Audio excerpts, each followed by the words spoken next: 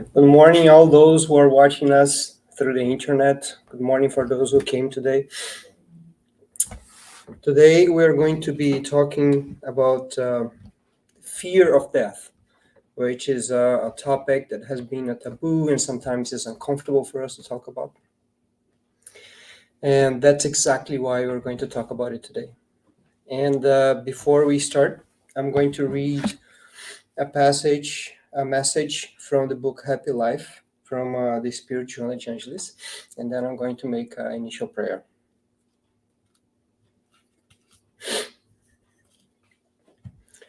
Keep yourself presentable in a simple, hygienic way.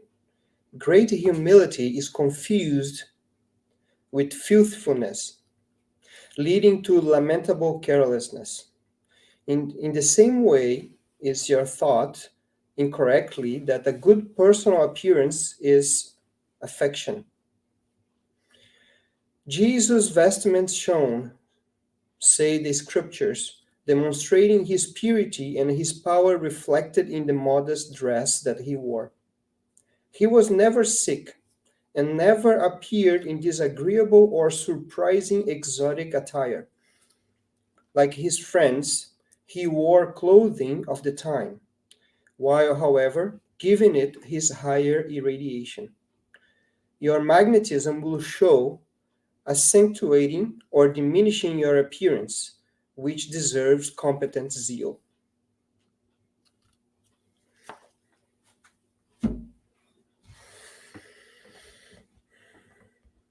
Dear Lord, our Creator,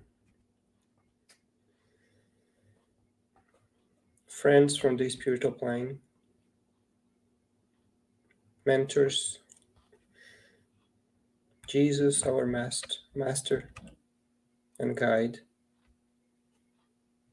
we ask you all for your blessing during this lecture on another Sunday of our duties towards Spiritism. Help us to maintain our hearts open, our minds relaxed and concentrated, so that we can absorb the concepts that will be brought today.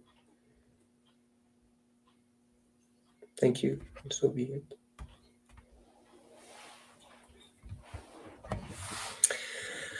All right. So this topic of death, it has troubled us since the very beginning of humanity. Since we started understanding that our life is perishable. And the reason that we have to bring these topics that sometimes are a little bit uncomfortable is the same way that sometimes we have to dig all the way to the foundation of our houses or buildings to make it stronger. With this analogy, we can say that for those who are inside the house or the building, we can see the walls shake a little bit. So it creates an uncomfortable situation. But in the end, it's beneficial. The house, the building will be stronger. So that's the same purpose that we follow here. We must question paradigms, taboos that we may have been living with for centuries, so that we can live better. We can see ourselves as free spirits, and we can have a higher quality of life while here. So I remember situations where in the past, either myself or a friend was talking about similar topics, sexuality, death, and people in the attendance some of them got very uncomfortable. There was one situation that I saw a person get angry because we were talking about death. So, but this, believe me, is an important topic to talk about. So all I ask for all of you is just to keep an open heart. As the main purpose of Spiritism is to bring consolation. So it has to make us feel better. Sometimes we need to face the truth in order to bring us so that the consolation may be possible. So we have to go all the way to that particular point. So I just ask you all to keep that in mind during our conversation today.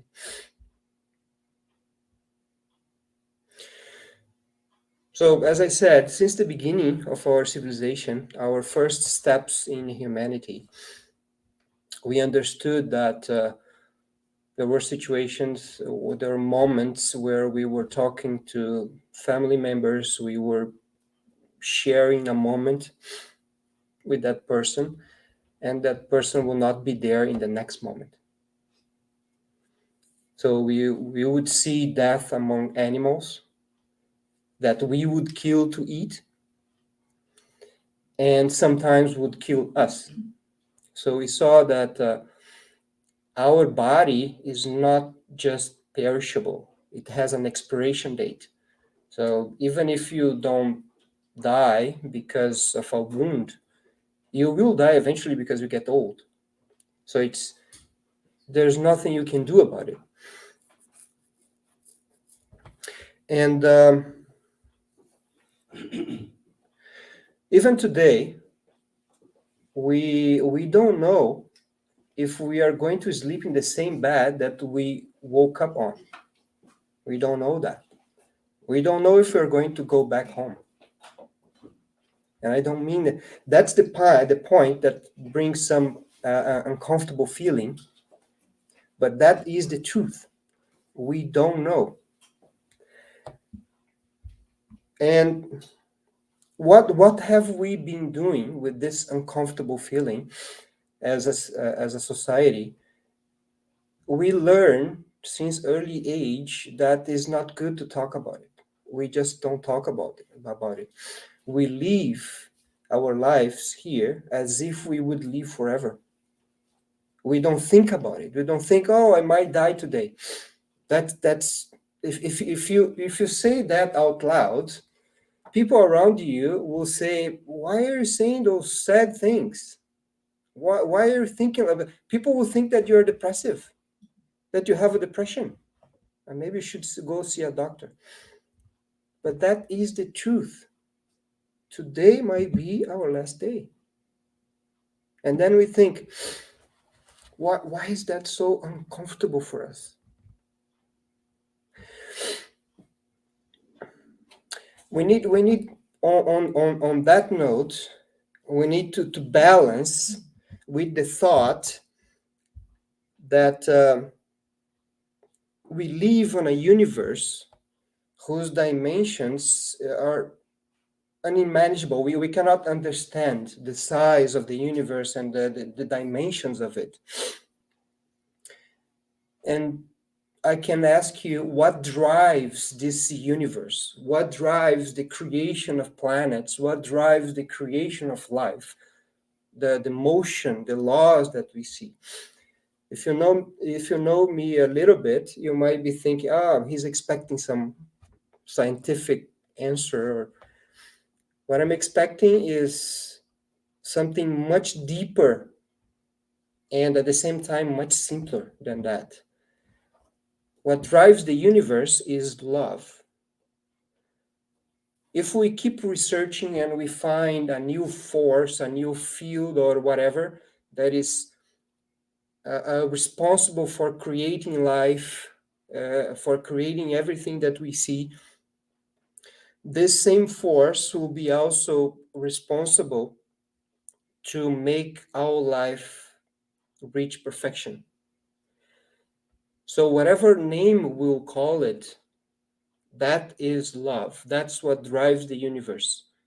It's to make life better, to improve us, to create us and to improve us to the point of perfection. So when we think about death, which is a natural happening and a natural part of our existence, we need to also remember that everything is driven by love. So how do we connect those two?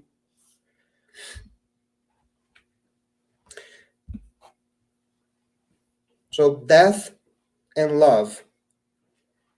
The exercise that we have to do to connect this, to try to understand why is it that death is something that it makes us so sad and is scares us and makes us so uncomfortable, and at the same time I have to understand that the universe is driven by love, so that very death is an act of love. How do I combine these two? Leon Denis, in his book After Death, this one here, he in chapter 13, he says that the most important acquisitions of the soul are love and science. So he doesn't mean that we all have to be scientists. It just means that we need, at the same time that we exercise our hearts, our love, we need to exercise our intellect. So that's the effort that we need to do to try to bring love and death together,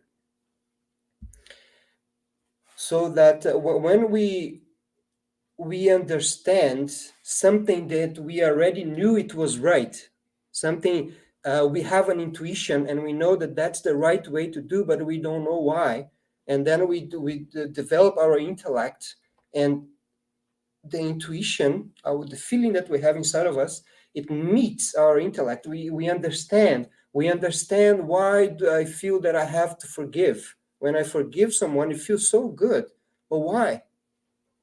So then when I understand that that's a way to free myself to walk my own way without connecting with another person, then I create what I in my head, it's like a pearl of wisdom.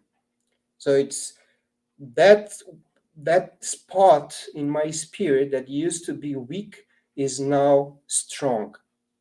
I became a little bit wiser, and that pearl of wisdom, that understanding, that rational faith, at least in that particular point, that's why I see a pearl that is small but very strong. That brings us a little bit of inner peace, at least on that particular point. I know what has to be done. I know that is right. I just don't understand it. I feel it. And that is as much as a moral as an intellectual endeavor.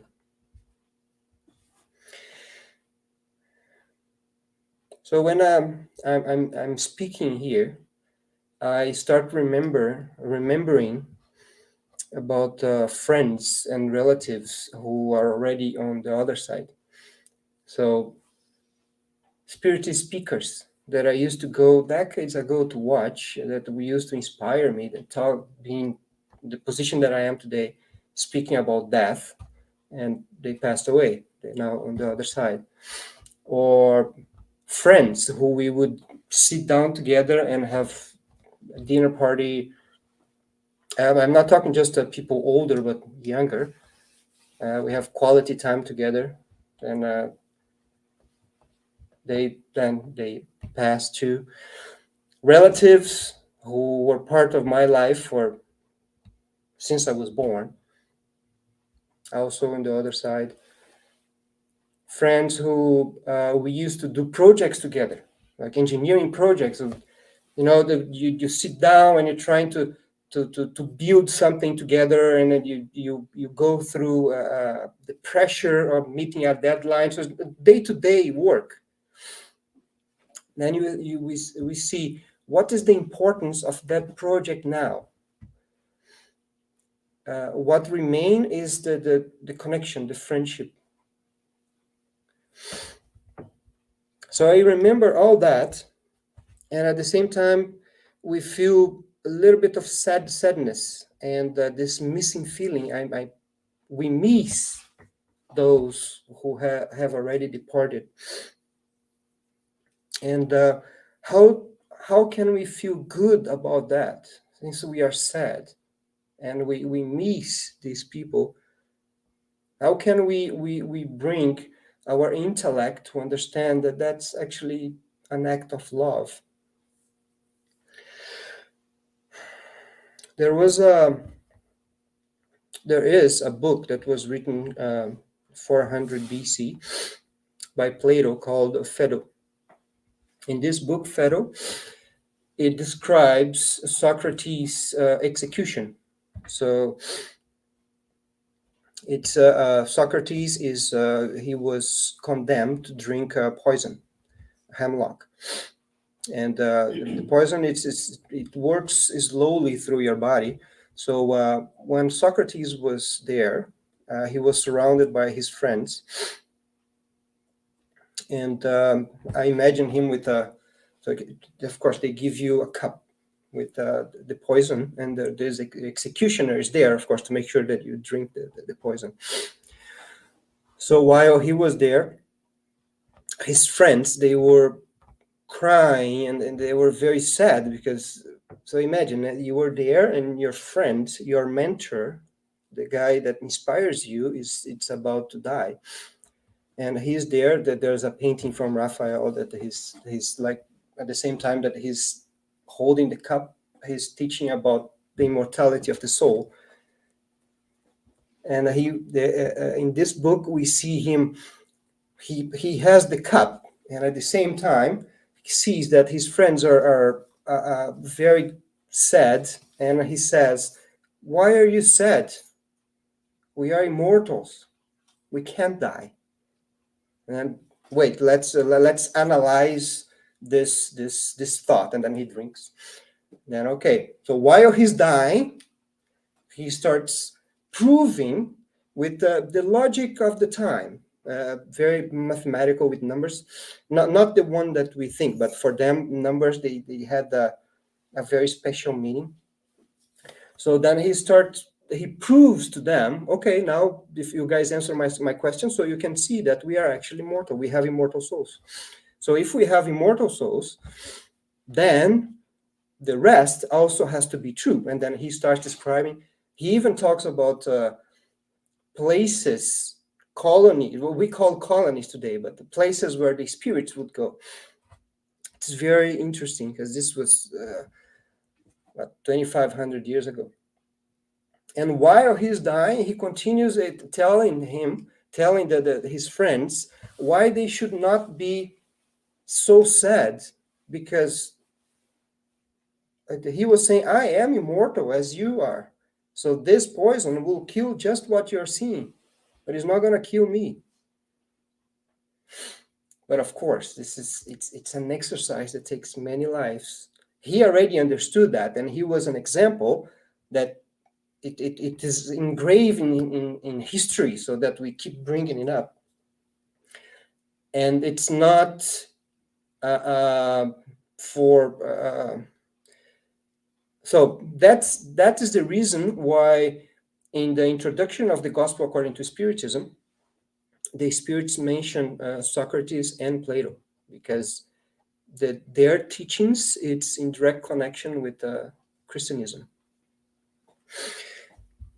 So this is one example of one person while dying, this proving that nobody should be sad for his death, because we are actually mortals.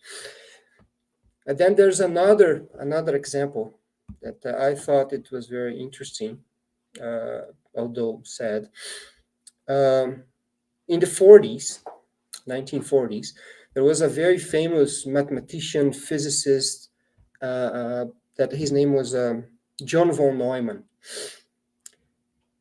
If you guys use a computer today, it's his architecture. At the time where there was no computers, or there were those big machines at the side of this room. So he was the one who imagined the way a computer should work, a digital computer.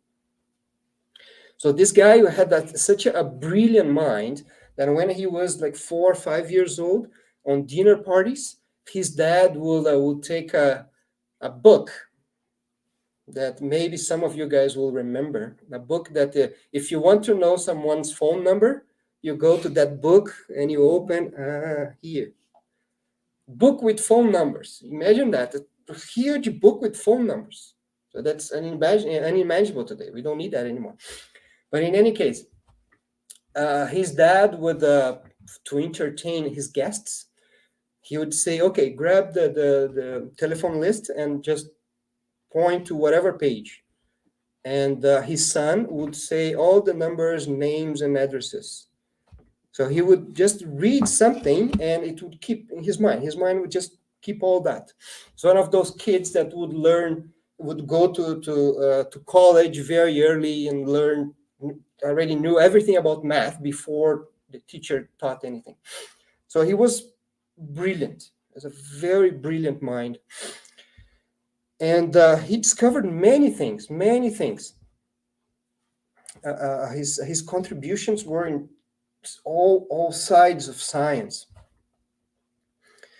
And when he was around 50, he worked on the Manhattan Project for the atomic bomb. And at that time, in the 40s, Los Alamos, where the facility where they developed the bomb, was one of the most advanced places in the world for numeric simulation because of him. So then, right after that, he went to the doctor for a routine checkup, and he found that he had a pancreatic cancer, advanced stage. And for his whole life, he was agnostic. So he's not an atheist. He just said, I don't know what's there, and I don't care. Our care it's science. But from that moment on, that he figured out that he had pancreatic cancer, he felt not scared. It was a horror. It was horrifying to him, the prospect of death. And these type of cancers, they develop really fast. So he actually passed away 2 years after that. He discovered that he was sick. And during that time, the disease actually impacted his mind, which was the object of his pride. So he could not use his mind as he used to remember everything. And at the same time, he couldn't sleep. All he talked about was his death and how it just impaired him. The horror, the fear of death, it just impaired him. He could not function anymore. What did he do? So he called a priest to go to his house and to convert him to Catholicism, so that at least he would escape from hell. So this is very interesting, because a person that you thought it was agnostic actually believed in life after death. When the situation came and got serious, he showed that he believed, but he believed that he would go to hell. And that is one of the causes that creates this terror about the death in all of us. Because if you see, the old traditions from Asia, Europe, America, death is always a transformation, has always been a transformation, until a particular group that had a very strong influence in European and later on American civilization decided that no, it's not a transformation. You live once, you die once, and you go to hell or you go to heaven. And that has been encrusted in us for so long that in certain levels we still think about it. And even for natural things, we think that it was encrusted to us that natural things were mortal sins that will take us to hell and spend the whole eternity there. It's not just go there and suffer for a while. It's the whole eternity. So, but the way we express our sexuality, the way we eat, or the books that we read, you don't know where a mortal sin could be hidden to take it to condemn you to go to hell. So we all had this influence, and this is what influenced von Neumann, and that's why he had that horror of death. And this is so important that Kardec he asked the spirits in question 941. The worry over death is highly vexing to many people. Why such worry if they have the whole future in front of them? So why would we be? So I'm not talking about the fear that we feel because we have to protect our body. So someone is pointing a gun at us and we feel nervous. Of course, we feel this self-preservation. We need to protect our body. I'm talking about the horror of death itself, that we cannot even concede or talk about or think that one day we won't be here anymore. That's the horror that I'm talking about. And Kardec is asking, so if we know that after that moment where we discarnate, which is it's fast, and whatever happens it's something that it hurts much less than most of the pain that we have in our lives. And I can tell you, the pain that I felt when I ruptured my spine, the discs in my spine, if the spirits tell me that death is less painful than that, I'm very happy, because I would never want to feel that pain again.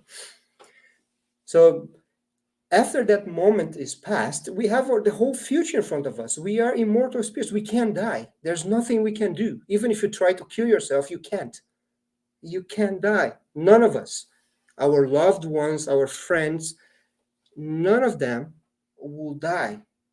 They will continue existing. So why is it that the concept of death, it messes with us so much? And the answer of the spirit is exactly what I was telling. It is wrong to have such apprehension. Not wrong in the sense that you guys will be judged because you think, or it makes you uncomfortable. It's wrong in the sense that if we are immortal spirits, we should not be vexed or should not be suffering about death. And then he continues, but what would you expect? Since early on, people have been persuaded that there is a hell and a heaven, and that they will most likely go to hell because they have been taught that whatever belongs to the realm of nature is a mortal sin for the soul. So it's natural. So you express your sexuality in whatever way it's natural to you, and oh no, that's a mortal sin and you're going to hell. So that creates, we have a spiritual trauma that we have been carrying through many lives because of this, that in specific time it was necessary. It's like with kids, don't play with fire because you're going to pee on your bed or whatever. It was like that in the Middle Ages. We were children that we needed to be taught, if you do that, you're going to hell and going to suffer forever. But that's gone. That's time for us to let go of that trauma. And then Kardec continues to build on the answer from the spirit. Death does not inspire any fear in the righteous, for faith gives them certainty about the future. So remember those pearl of wisdom that I said? So you feel that you're not going to, you're immortal, and you feel that death is not the end. And then you understand that from all our talk and from the concepts that Spiritism is bringing to us, that we are immortal spirits, that this body is just a vehicle that we get for a particular existence. Life is all this, it's always the same life, the life of the spirit, but we have many existences because we have to learn from them. So if you understand that and you build several of these pearls of wisdom, um, that gives you a rational faith, a very strong faith. And that faith will allow you not to suffer with the concept of death. It's not that, it's again, it's different than being afraid of dying. You are on an airplane, the airplane is crashing down, and of course you're going to feel fear. You feel fear for the moment. This is something that is instinctive. You have to protect your body. But after that pass, you discarnated, okay, that's done. Now I continue my life. You're gonna wake up, you're gonna see your body exactly as it is now. You're going to feel yourself the way you feel now. Maybe you're going to see a lot of friends that you hadn't seen in a long time, a lot of loved ones, and you move on with your life. That is death. It's not darkness. It's not darkness. It's light. It's the opposite. And Kardec continues. They will not find the righteous. They will not find anyone in whose eyes they will dread to look. That's another subconscious fear that we have. Once we die, we are exposed. What we are, we expose our thoughts, everything. If our conscience it's heavy, if we know, if we are way down by the weight of our mistakes, we can't hide them. When we are in the spiritual world, we wear them. And those who commit crimes, they instinctively feel the fear that after they die, everybody will see who they really are. You can't hide it. It shows. So that's why if we make an effort to be a good person, we try to do to others what we want others to do to us. When we die, we're not going to be perfect. I can assure you, we're not going to be perfect. But we're not going to be carrying something that is we're going to feel shame for. So it's another reason not to fear death. You're just going to be yourself. Nothing's going to change.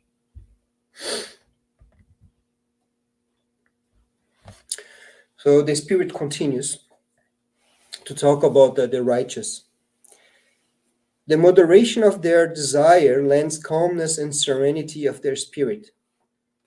The moderation of our desires. So this is now like instructions for us to live, how to live our life here. So then when the time comes for our discarnation, we don't feel it as much and we don't fear it. You always put your desires in check. Your desire to do something that you know is not that good for you. Keep fighting it. Just to see, is that really after you understand it and your intellect agrees with that, you really understand why that's not good for you. Keep fighting your desires. Put that into moderation. You have to be moderated. I like to drink. Okay, I'm going to drink whiskey every day. You know that that's not good for you. Oh, but I feel like it. I want it. Moderation. Try, force yourself to start reducing until you don't need it anymore. So, and that's the same for everything. Everything what is right and what is wrong. It's up to us. So this moderation, it brings us serenity because I am trying to be better. And every time I have a victory against myself, I feel happy. I feel serene. So then he says that if you try to be a good person, this fear of death, it is not going to impact you anymore. It's not going to be this. It's something that it's part of nature. It's a passage that we all go through, and it's not going to be something that is going to impact your life in a negative way. We are here now. We have what I call the reincarnation lease. So we have maybe a car, maybe a house, clothes, a body. This is all part of a package. So you're going to Earth, okay, so this is the package that you get. None of this is really ours. Oh, but I'm paying my mortgage. Okay, I'm paying too. It's very expensive. It's a lot of money every month. But as soon as I discarnate, that's no longer my house. It stays here. Because it's part of matter. Everything that is matter, it dissipates, is not continuous. It crumbles. So we are here right now. So we have this building, we have chairs, we have our bodies. All of this is going to disappear. All of this, the metal on these chairs, that they're going to rust. If you want to maintain the chair, you have to keep maintaining it. You have to paint it again. You have to do maintenance. You have to replace parts. The same thing with these walls. You have to repaint and repaint and repaint until there's nothing else to do than bring it down and build another one. The same thing for our clothes. The same thing with our body. You maintain your body. You get sick and you go to the doctor. You eat. You exercise, all for maintenance. But there will be a time where there's nothing you can do. The body's just gonna waste away. So it's all part of a lease. The same thing with our car, everything, our money, everything. It's all part of a lease. It's not ours. It's lent to us so that we can leave this incarnation. Whatever is matter is inconsistent. It's not gonna last. The only thing that lasts, it's us. It's the spirit. So that's why we are not supposed to stay here. Death is an act of love because we don't belong to the matter. We belong to the spiritual world with our families, with our loved ones. So instead of us thinking that I wish my friend was here, I wish whoever relative passed away, I wish he or she was here right now. Let's not wish that. Let's wish that we do our duties while we are here, so that when it's time, we'll go meet them feeling happy that I fulfilled my duty. And that's why death is an act of love. It's reuniting families and loved ones in the place where they belong, where we belong, in the spiritual world, not in matter. So you see, it's a complete different way of seeing. We belong on the other side. We come here temporarily so that we can learn. So all we can do is to wish that we use our time here in the same way that the ones that we love use theirs. And one day we'll all be together there, and one day it will be forever. One day we won't need to come at different times to reincarnate. One day it will be done, and then the ones that we really love will be connected to us forever. So we learn from the books of André Luiz that, and Leon Denis and Kardec, that when we get to that stage, the permanent connection to the ones that we love, the permanent connection to our friends and family, it's what feeds us. We don't need food anymore. That is enough for us to feel fulfilled. It's enough to give us energy. So imagine that is you're always connected to your family, always through thought. You're always interconnected, and you go about you do your work, but you're always connected to those you love. So that's our future, and that's why death is an act of love. It's because we don't belong here. We belong to the other side, all of us.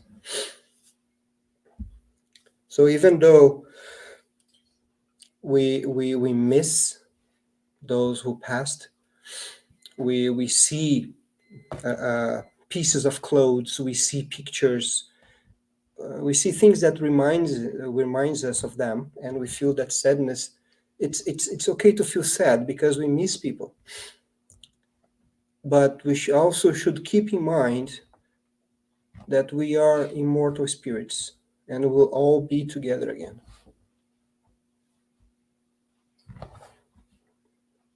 And rejoice to the fact that when we meet them again, they will be better, they will be in a better place, and we will be in a better place as well with them. So this is it's the what brings happiness. Maybe one day we won't be so sad about loved ones that pass. We'll celebrate. We'll learn to celebrate. He or she came, had a job, did his duties to society, duties to family, friendship, created new friendship connections, treated well his family in the way that we can. We know we are all imperfect. And then passed and went back to where he's supposed to be. So that's a good thing. That is a good thing. And we should rejoice with that. One day we'll learn to do that.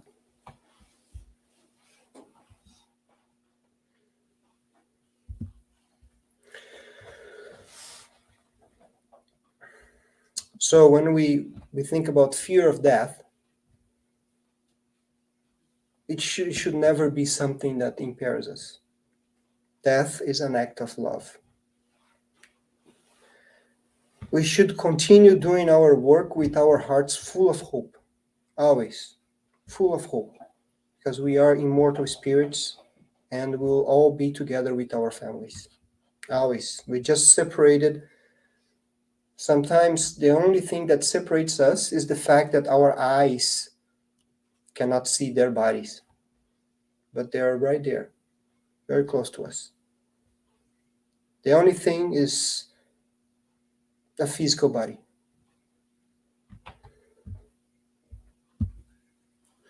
So with that, I would like to wish you all a very blessed week, full of hope and no fear. Thank you. Okay, so now I would like to ask and see if there's any comments, any questions from you guys. No, you're all good. I need, since there is nobody to take a look at StreamYard, I need to go there and just see if there's any question from. You're going? Okay, thank you. If there's any question, Facebook or YouTube, there should be there.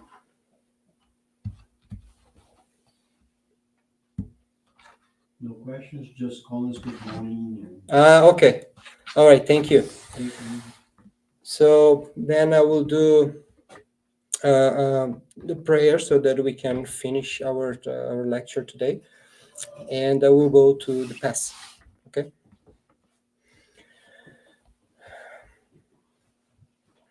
Thank you, dear Lord, for what we've learned today, for bringing us lessons from this last doctrine that is Spiritism. And we ask you to accompany us during this week, to give us the strength that we need to overcome the necessary obstacles for our spiritual growth. Thank you, and so be it. For those who are watching us on the internet, I wish you a very good week and a good Sunday. Bye-bye.